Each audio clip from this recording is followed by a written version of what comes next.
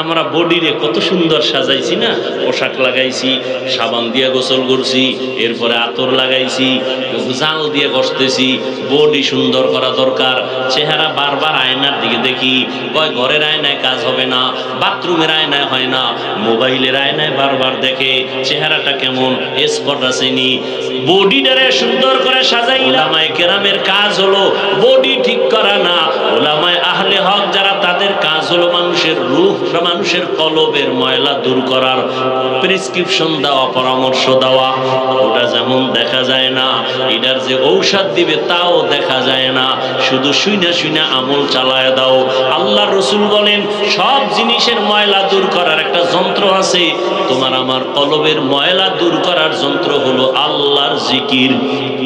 আমরা বডিরে কত সুন্দর সাজাইছি না, পোশাক লাগাইছি, সাবান দিয়ে গোসল করছি, এরপরে আতর লাগাইছি, জাল দিয়ে ঘষতেছি। বডি সুন্দর করা দরকার। চেহারা বারবার আয়নার দিকে দেখি, কয় ঘরের আয়নায় কাজ হবে না, বাথরুমের আয়নায় হয় না, মোবাইলের আয়নায় বারবার দেখে চেহারাটা কেমন, স্পট আসেনি। বডিটারে সুন্দর করে সাজাইলা, কিন্তু তোমার এই বডি চালনা, চালিকা শক্তি যে রূহ, ভেতরে যে তোমার আত্মা আছে, এটার হালাত কি খবর নিছনি? আত্মাটার জন্য কি সাজান তুমি সাজাইছো? আত্মাটার মধ্যে কি অহংকারের স্পট পড়ে আছে, এটারে ধোয়ার চিন্তা করছো নি? তোমার কলবের ভেতরে হিংসার ময়লা পড়ে আছে, ওই ময়লা সাফ করছো নি রে মুমিন? তোমার আমার কলবের ভেতরে আমি ভাবের ময়লা, তোমার আমার কলবের ভেতরে অন্যকে তুচ্ছ মনে করার কবিরা গুনার ময়লা, এগুলো সাফ করার জন্য কয়দিন ফিকির করেছো বান্দা?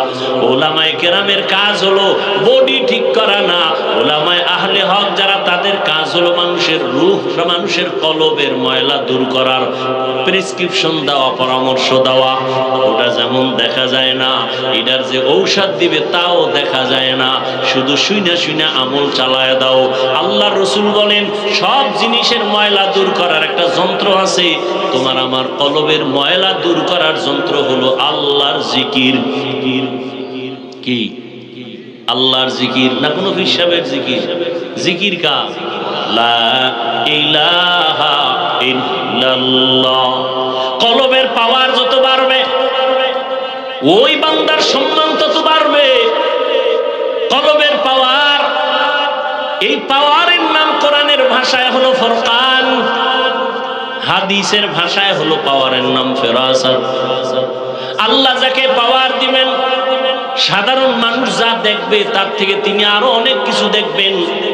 এই পাওয়ারের নাম ফেরাসাতের পাওয়ার।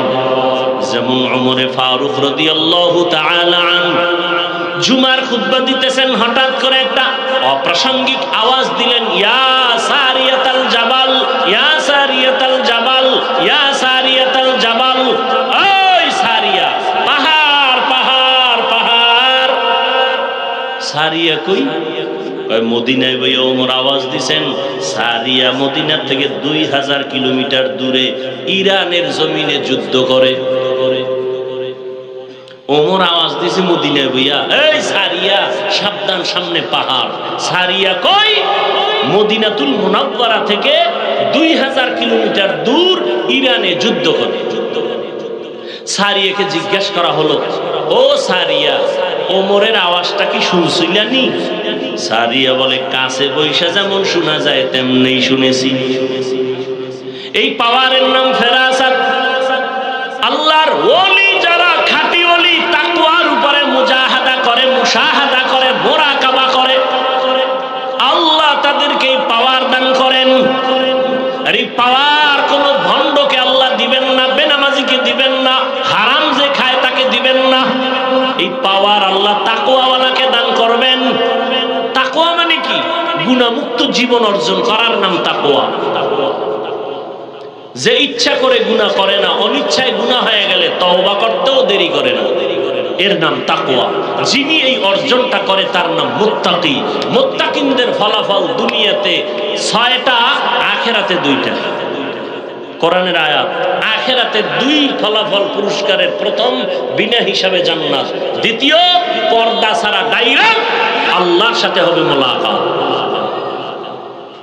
আর দুনিয়াতে 6টা। ছয়ের মধ্যে এক পুরস্কারের নাম আল্লাহ গাইবী খাজানার থেকে তাকে রিজিক দান করবে।